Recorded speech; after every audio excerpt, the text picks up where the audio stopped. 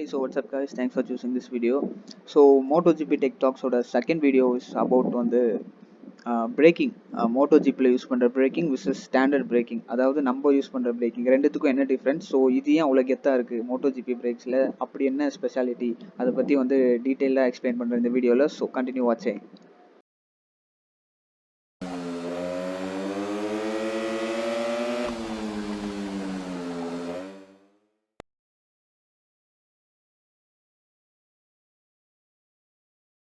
Guys, so first வந்து உங்கள் எல்லாருக்குமே இருக்க ஒரு காமனான டவுட், எனக்கும் வந்து இந்த டவுட் கொஞ்ச நாளைக்கு முன்னாடி இருந்தது. என்ன டவுட்னா, எதுக்கு வந்து ஃப்ரண்ட்லேயே 2 பிரேக்கிங் செட்டப் வருது, ஃப்ரண்ட்லேயே 2 டிஸ்க் வந்து எதுக்கு கொடுக்குறாங்க MotoGPல அப்படின்னு சொல்லி ரொம்ப நாளாக ஒரு டவுட் இருக்கும்.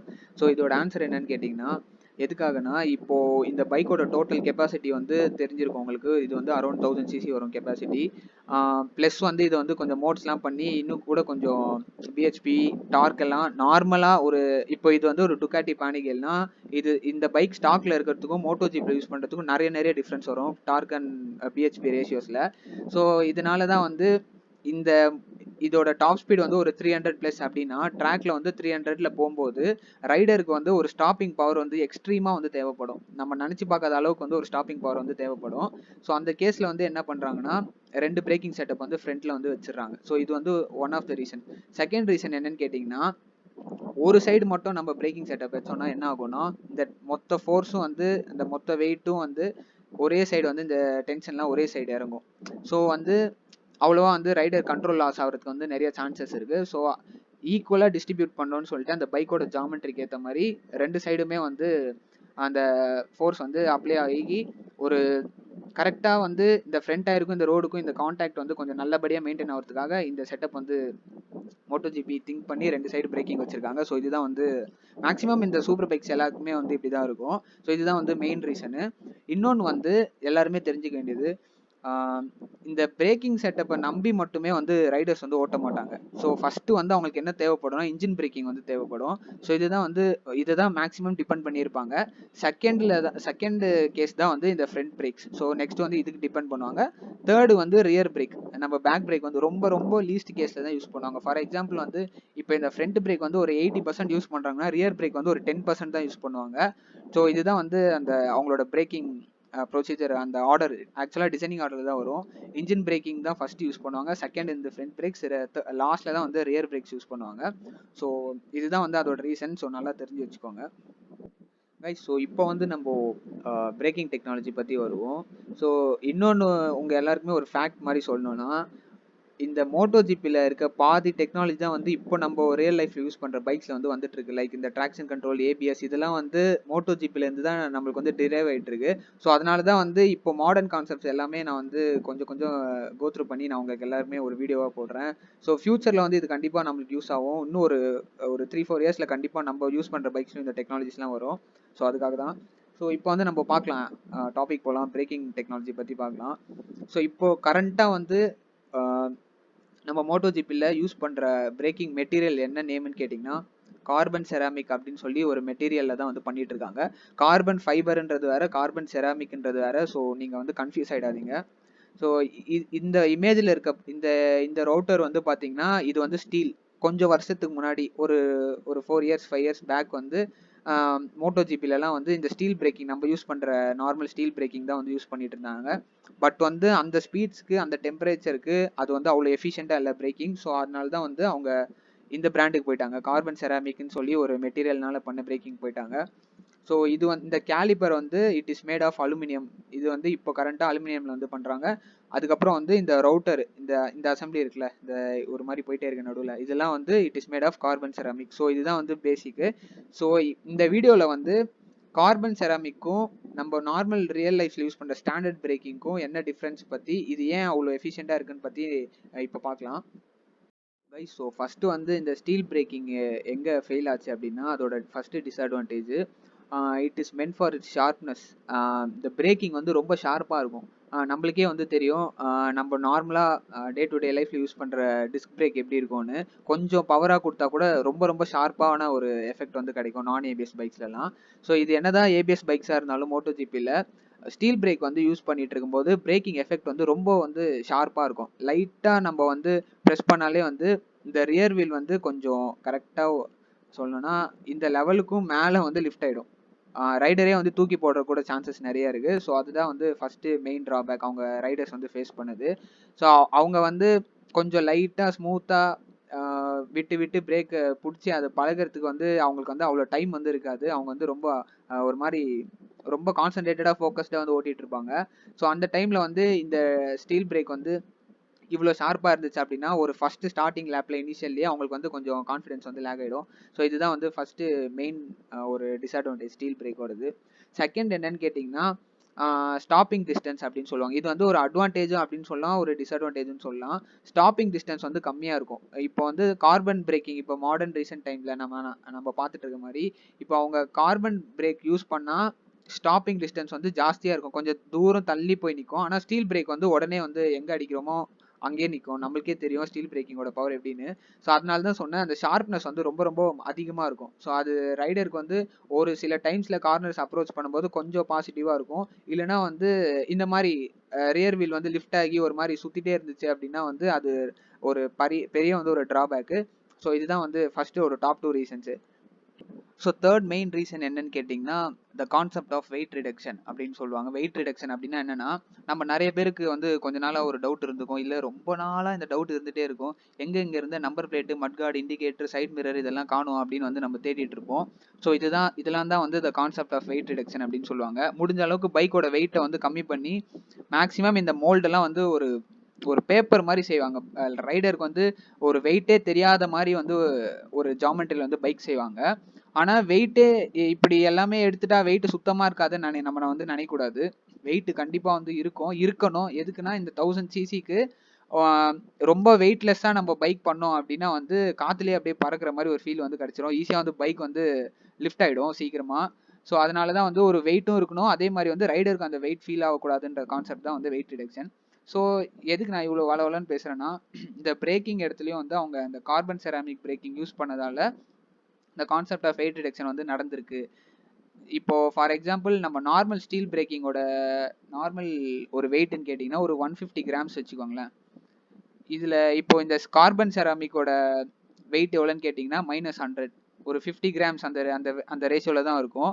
ஸோ ரொம்ப ரொம்ப கம்மியான ஒரு வெயிட் ரிடக்ஷன் நடந்திருக்கு இந்த இடத்துல. ஸோ இதனால் ஒரு அட்வான்டேஜ் அப்படின்னு கேட்டிங்கன்னா, எஸ்பெஷலாக வந்து ரைடர்ஸ் கார்னர்ஸ் அப்ரோச் பண்ணும்போது ஃபஸ்ட்டு அவங்க ஸ்டீல் பிரேக்கிங் வந்து யூஸ் பண்ணிட்டு இருக்கும்போது அந்த ஃபீல் எப்படி இருந்ததோ, அந்த ஃபீட்பேக் எப்படி இருந்ததோ அதை விட ரொம்ப ரொம்ப பாசிட்டிவான ஒரு ஃபீட்பேக் வந்து இந்த பிரேக்கிங்கால கிடச்சிருக்கு அப்படின்னு சொல்லி ரைடர்ஸ் வந்து ரொம்ப ஃபீல் பண்ணியிருக்காங்க. ஸோ இதுதான் வந்து ஒரு பாசிட்டிவ் ஒரு ஒரு அட்வான்டேஜ் அப்படின்னு சொல்லலாம். கைஸ், ஸோ ஃபோர்த் ரீசன் வந்து ஹீட் ரெசிஸ்டன்ஸ் அப்படின்னு சொல்லுவாங்க. இப்போ வந்து நார்மலாக அவங்க கொஞ்ச நாளைக்கு முன்னாடி ஸ்டீல் பிரேக்ஸ் வந்து யூஸ் பண்ணிட்டு இருக்கும்போது என்ன ஆச்சுன்னா, ஒரு மோட்டோ ஜிப்பில் உங்களுக்கே தெரியும் நிறைய லேப்ஸ் இருக்கும், ஒரு 20+ லேப்ஸ் வந்து இருக்கும். ஸோ இந்த ஸ்டீல் பிரேக்ஸ் வந்து யூஸ் பண்ணும்போது நிறைய இடத்துல ஃபெயிலியர் ஆகிருக்கு. எப்படின்னா ஒரு ஒரு 5 to 6 லேப்ஸ் அந்த ஸ்டேஜ்லேயே அவங்க தாண்டும் போதே வந்து இந்த இடம்லாம் ஃபுல்லாக வந்து எரிஞ்சிரும், ஒரு மாதிரி ஃபயர் ஆகிடும், நெருப்பு வந்துடும். ஸோ அவ்வளோ ஹீட் வந்து ஸ்டீல் வந்து ஆஸ் யூஷுவல் நமக்கு எல்லாருக்குமே தெரியும். நம்ம பைக்ஸ்லேயே வந்து ரொம்ப நேரம் ஓட்டிட்டு தொட்டு பார்த்தாலே ஒரு மாதிரி கொதிக்கிற மாதிரி ஒரு ஃபீல் வரும். ஸோ அப்போ அந்த அந்த அந்த அவ்வளோ லேப்ஸ் வந்து நீங்கள் கால்குலேட் பண்ணிக்கோங்க. அவ்வளோ ஸ்பீடையும் அவ்வளோ ப்ரெஷரையும் வந்து இந்த இடத்துல கால்குலேட் பண்ணி பாருங்கள் எப்படி இருக்கும்னு. ஸோ அது வந்து நிறைய இடத்துல வந்து நிறைய டாப் ரேசர்ஸ்க்குலாம் இது நடந்திருக்கு, பற்றிக்கும் அந்த இடமே ஃபுல்லாக. ஸோ அந்த கான்செப்டை வந்து உடைக்கலாம் அப்படின்னு சொல்லிட்டு ஹீட் ரெசிஸ்டன்ஸ்க்கு ஒரு வழியாக வந்து அவங்க என்ன பண்ணாங்கன்னா கார்பன் செராமிக் ஆப்வியஸாக வந்து இன்ட்ரடியூஸ் பண்ணாங்க. இது வந்து எப்படின்னா இதோட பிரேக்கிங்கே வந்து கொஞ்சம் டிஃப்ரெண்ட்டாக இருக்கும். எப்படின்னா இப்போ வந்து ஸ்டீல் பிரேக்ஸ் இருக்குன்னா ஸ்டீல் பிரேக்ஸ் வந்து ஒரு ஒரு ஒரு எப்படி சொல்லணும்னா ஒரு 250 வச்சுக்கோங்களேன், 250 ஆர் ஒரு 300, ஒரு 300லேருந்து ஸ்டார்ட் ஆகும் ஒரு டிகிரி செல்சியஸ். 300லேருந்து ஒரு 500 அது வரைக்கும் தான் வந்து ஸ்டீல் பிரேக்ஸால் வந்து தாக்கு பிடிக்க முடியும். ஓகேயா, அது வரைக்கும் தான் அதோட ஸ்டாண்ட் இருக்கும். ஆனால் கார்பன் செராமிக் பிரேக் எப்படின்னா ஒரு 500 அந்த டிகிரி செல்சியஸுக்கு மேலே தான் வந்து அதோட வேலையே வந்து ஆரம்பிக்கும். எப்படின்னா இப்போ 300 to 500ல ஸ்டீல் வந்து பற்றிக்கிச்சு அப்படின்னா கார்பன் செராமிக் வந்து 500க்கு மேலே தான் வந்து எஃபிஷியண்ட்டாகவே இருக்கும். ஸோ இப்போ நான் சிம்பிளாக என்ன சொல்ல வரேன்னா, இது வந்து ஓவர் ஹீட் ஆச்சுன்னா வேஸ்டட் ஆகிடும். ஆனால் கார்பன் செராமிக் பிரேக்கிங் வந்து ஓவர் ஹீட் ஆச்சுன்னா தான் வந்து எஃபெக்டிவாக இருக்கும். அப்போ தான் வந்து பிரேக்கிங்கோட பர்ஃபார்மன்ஸே சூப்பராக இருக்கும். ஸோ அதனால் வந்து ஆப்வியஸாக வந்து அவங்க மேக்ஸிமம் பிடிச்சி வந்து அவங்க என்ன பண்ணுவாங்கன்னா ஒரு 2-3 லேப் வந்து அவங்க ஓட்டிட்டே இருக்கும்போது அது ஆப்வியஸா வந்து ஒரு ஹீட் ஆயிடும். ஒரு 300 டிகிரி செல்சியஸ் கிட்ட ஆல்மோஸ்ட் வந்துரும். ஸோ ஒரு மிட் லேப்ஸ் அதுக்கப்புறம் ஃபைனல் லேப்ஸ்லாம் வந்து ஹீட் வந்து ஒரு 800 வச்சுக்கோங்க. 800 டிகிரி செல்சியஸ்லாம் போச்சு அப்படின்னா, அப்போ வந்து எஃபிஷியன்சி வந்து ரொம்ப ரொம்ப நல்லா இருக்கும். பிரேக்கிங்கோட பவர் வந்து சூப்பரா ஆயிடும். ஸோ இதுதான் வந்து ஒரு one of the main reason. Guys so இப்போ அட் லாஸ்ட் வந்து பார்த்தோம்னா அட்ஜஸ்டபிள் லிவர்ஸ் வந்து கொடுப்பாங்க கார்பன் செராமிக் பிரேக்கிங்கில். ஸோ அட்ஜஸ்டபிள் லிவர்ஸ் வந்து எப்படின்னா, இப்போ நம்ம ஃபார் எக்ஸாம்பிள் நம்ம டியூக் 390 சீரிஸ் அதுக்கப்புறம் ஆர்டிஓ 204 அதெல்லாம் பார்த்தீங்கன்னா அட்ஜஸ்டபிள் லிவர்ஸ் அப்படின்னு சொல்லி கொடுத்துருப்பாங்க, clutch and brake lever. So சிமிலராக தான், ஆனால் இதில் வந்து ரொம்ப ப்ரீமியமாக இருக்கும். ஸோ இது வந்து எதுக்குன்னா, ஃபார் எக்ஸாம்பிள் இப்போ ஒரு ரைடருக்கு வந்து ஒரு பிரேக்கிங் ஸ்டைல் இருக்கும். ஃபார் எக்ஸாம்பிள் நம்ம மார்க் மார்க்கெஸ் வந்து சிங்கிள் ஃபிங்கர் யூஸ் பண்ணுவார். அந்த மாதிரி வந்து வேலண்டினோ வந்து டியூவல் ஃபிங்கர், அந்த மாதிரி ஒருத்தரும் 3 ஃபிங்கர்ஸ் அந்த மாதிரி வந்து மாறிட்டே இருக்கும்.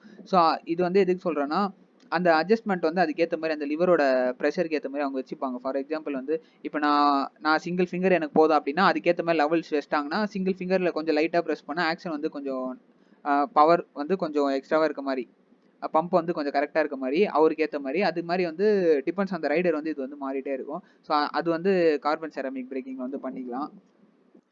கைஸ் ஸோ அட்லாஸ்ட் வந்து இப்போ நம்ம ரியர் பிரேக்ஸ் பற்றி பார்க்கலாம். நான் ஆல்ரெடி சொன்ன மாதிரி மேக்ஸிமம் மோட்டோஜிபி ரைடர்ஸ் வந்து ரியர் பிரேக்ஸ் வந்து அவ்வளோவா டிபெண்ட் பண்ணி இருக்க மாட்டாங்க. ஸோ இதுக்கு வந்து என்ன ரீசன் அப்படின்னு கேட்டிங்கன்னா, இப்போ நம்ம ரைடர் வந்து இப்போ இந்த ஃப்ரண்ட் பிரேக் வந்து எக்ஸ்ட்ரீமாக ப்ரெஸ் பண்ணுறாரு அப்படின்னா, மேக்ஸிமம் வந்து இது எப்பயுமே ஒரு நடந்துகிட்டே இருக்க ஒரு விஷயம் மோட்டோஜிபியில். என்னன்னு கேட்டிங்கன்னா, எப்போல்லாம் ரைடர் வந்து ஃப்ரண்ட் பிரேக் வந்து ப்ரெஸ் பண்ணுறாரோ ரியர் வீல் வந்து நம்ம ரோடை விட்டு கொஞ்சம் லைட்டாக லிஃப்ட்டில் இருக்கும், ஏர்லேயே இருக்கும், ஒரு மாதிரி ஃப்ளோட்லேயே தான் இருக்கும். அது ரொம்ப மைன்யூட்டாக சில இடத்துல நோட்டீஸ் பண்ணால் தெரியும், சில இடத்துல ரொம்ப நல்லாவே தெரியும். எப்பயுமே வந்து ஒரு கான்டாக்டே இல்லாமல் இருக்க மாதிரியே இருக்கும். அது மட்டும் இல்லாமல் வீல் ஸ்பின் வந்து இருந்துகிட்டே இருக்கும் ஒரே இடத்துல. பைக் வந்து மூவ்மெண்ட்டில் இருக்கும், ஆனால் இந்த வீல் ஸ்பின் வந்து இந்த வீல் வந்து தனியாக சுற்றிட்டே இருக்க மாதிரியே ஒரு ஃபீல் இருக்கும். ஸோ அந்த இடத்துல வந்து ரியர் பிரேக்ஸ் வந்து இவர் கொஞ்சம் அக்ரெசிவாக வந்து ப்ரெஸ் பண்ணுறாரு அப்படின்னா என்ன நடக்கும்னா, வீல் வந்து லாக் ஆகும். வீல் லாக் ஆச்சு அப்படின்னா திருப்பியும் வீல் வந்து ஏர்ல இருக்கும்போது லாக் ஆகுது, இல்லை திருப்பியும் வந்து இப்போ கிரவுண்டுக்கு வருது, இப்போ வந்து வீல் லாக் ஆயிடுச்சு கிரவுண்டுக்கு வருது அப்படின்னா அப்போ ஒரு மாதிரி தேயும், சரசரன்னு தேயும். அந்த இடத்துல வந்து ஃபிஷ் டெயில் ஆகும். ஒரு மாதிரி ஃபிஷ்ஷோட நம்ம டெயில் பார்த்தீங்கன்னா உங்களுக்கு தெரியும், இப்படி இப்படி லெஃப்ட் அண்ட் ரைட் மூவ் ஆகும். ஸோ அதுதான் வந்து ஃபிஷ் டெயில் அப்படின்வாங்க அந்த மூவ்மெண்ட் பேர். ஸோ அது வந்து நடக்கும். இதனால வந்து ரைடருக்கு வந்து கிராஷ் ஆகிறதுக்கு நிறைய வாய்ப்புகள் இருக்குது. ஸோ இது வந்து அவங்க எந்த இடத்துல யூஸ் பண்ணுவாங்க அப்படின்னு கேட்டிங்கன்னா, இப்போ ஃபார் எக்ஸாம்பிள் இந்த ஃபோட்டோ வந்து நீங்கள் பார்க்குறீங்க, இது வந்து என்ன பொசிஷன்னா இப்படி இருக்குன்னு வச்சுக்கோங்க. ட்ராக் வந்து இப்போ இப்படி தான் இருக்குது. ஸோ இவர் வந்து இப்படி போயிட்டு ஒரு ரைட் டேர்ன் வந்து ஒன்று எடுக்கிறாரு. ஓகே, அந்த ரைடர் வந்து இப்போ இந்த ரைடர் வந்து இப்போ ரைட் டேர்ன் வந்து எடுத்துகிட்டு இருக்காரு. ஸோ இந்த பொசிஷனில் அவர் வந்து ரியர் பிரேக் வந்து எப்படி அப்ளை பண்ணுவார் நீங்கள் பார்த்துக்கோங்க. ஏன்னா லிவர் வந்து இங்கே இருக்குது. ஸோ நான் அதை பற்றி நெக்ஸ்ட் வரேன். கரெக்டாக என்ட்ரியில் போகும்போது ஒரு 10% ரியர் பிரேக் வந்து அப்ளை பண்ணுவாங்க ரைடர். ஒரு மாதிரி ஸ்லைட் ஆகிறதுக்காக அதை யூஸ் பண்ணிப்பாங்க. அதுக்கப்புறம் வந்து அந்த அந்த டேர்னை எடுத்ததுக்கப்புறம் சில ரைடர் வந்து எக்ஸிட்லையும் யூஸ் பண்ணுவாங்க, ஆனால் சில பேர் வந்து எக்ஸிட்டில் வந்து யூஸ் பண்ண மாட்டாங்க. அப்படியே ஸ்ட்ரைட்டாக வந்து நெக்ஸ்ட்டு ஃபேஸ்க்கு வந்து போயிடுவாங்க. ஸோ இப்போ நாம் வந்து இந்த விஷயத்துக்கு வருவோம். இப்போ இவர் வந்து இந்த பொசிஷனில் வந்து இப்படி படுத்துட்டு ஓட்டிகிட்டு இருக்காரு. அவர் ஃபுட் பைக்ஸில் ஒரு கால் இருக்குது. இந்த இடத்துல வந்து ரொம்ப ரொம்ப ஒரு இன்கன்வீனியன்ஸாக இருக்கும் அவருக்கு வந்து ரியர் பிரேக் வந்து ப்ரெஸ் பண்ணுறதுக்கு. ஸோ நம்ம நினச்சி பார்த்துக்கோங்க, இப்போ நம்மளே அந்த இடத்துல இருந்தால் நம்ம எப்படி அந்த பேக் பிரேக் லிவர் வந்து நம்ம எப்படி ப்ரெஸ் பண்ணணும்னு நினச்சிப்பாங்க. ஸோ அதுக்கு தான் வந்து என்ன பண்ணியிருக்காங்கன்னா, இந்த கிளச் லிவர் இருக்குல்ல இந்த இடத்துல கரெக்டாக, இந்த கிளச் லிவர் கீழே வந்து இன்னொரு லிவர் இருக்கும். ஃபார் எக்ஸாம்பிள் வந்து கொஞ்சம் சைல்டிஷாக தான் இருக்கும், இருந்தாலும் இமேஜின் பண்ணிக்கோங்க. நம்ம இந்த டிவிஎஸ் எக்ஸல் இருக்குல்ல, அதில் வந்து பார்த்தீங்கன்னா ஒரு சோக்குக்கு வந்து தனியாக கீழே ஒரு லிஃப்ட் மாதிரி ஒன்று இருக்கும். ஸோ அந்த மாதிரி ஒரு லிவர் வந்து வச்சுருப்பாங்க. மேக்ஸிமம் வந்து இந்த ஸ்டண்ட் பைக்ஸ்லலாம் வந்து அந்த லிவர் நீங்கள் பார்க்கலாம். கிளச் லிவருக்கு வந்து கீழே இப்படி ஒரு லிவர் வரும். இது கிளச் லிவர்னா இது கீழே வந்து ஒரு லிவர் ஒன்று தனியாக வரும். ஸோ அதை வந்து ப்ரெஸ் பண்ணாங்கன்னா பேக் பிரேக் வந்து ஆக்டிவேட் ஆகும். ஸோ இந்த மாதிரி டேர்ன்ஸ் எடுக்கும்போது ரைடர்ஸ் வந்து மேக்ஸிமம் இவ்வளோ ஃபோக்கஸ்டாக இருக்குமோ அவ்வளோ யூஸ் பண்ண மாட்டாங்க. இருந்தாலும் ரொம்ப தேவைனா அப்படின்னா இந்த லிவர் வந்து ப்ரெஸ் ஆக்டிவேட் பண்ணாங்கன்னா ரியர் பிரேக் வந்து ஆக்டிவேட் ஆகும். ஸோ இதுதான் வந்து கான்செப்ட். மேக்ஸிமம் வந்து இதுதான் அந்த பிரேக்கிங் மெத்தட்ஸ். நான் ஆல்ரெடி சொன்ன மாதிரி இன்ஜின் பிரேக்கிங் யூஸ் பண்ணுவாங்க. அதுக்கப்புறம் வந்து ஃப்ரண்ட்டு ரொம்ப லீஸ் கேஸாக ஒரு 10% வந்து ரியர் பிரேக்ஸ் வந்து அவங்க டிபெண்ட் பண்ணுவாங்க. So that's about the concept. And guys so that's about the concept. So இதுதான் வந்து இப்போ மாடர்ன் டைம்ஸில் மோட்டோஜிப்பில் யூஸ் பண்ணுற braking technology. I think almost நான் வந்து எல்லாமே எக்ஸ்பிளைன் பண்ணிட்டேன் நம்புகிறேன். வீடியோ புரிஞ்சிருக்கணும்னு நம்புகிறேன். So give a thumbs up, subscribe and next எபிசோட்ல மீட் பண்ணலாம். Take care guys. Tata bye cheers. Mileage என்ன கொடுக்குதுன்னு கேட்டேன். மைலேஜ் 50 கொடுக்குதுண்ணே. 50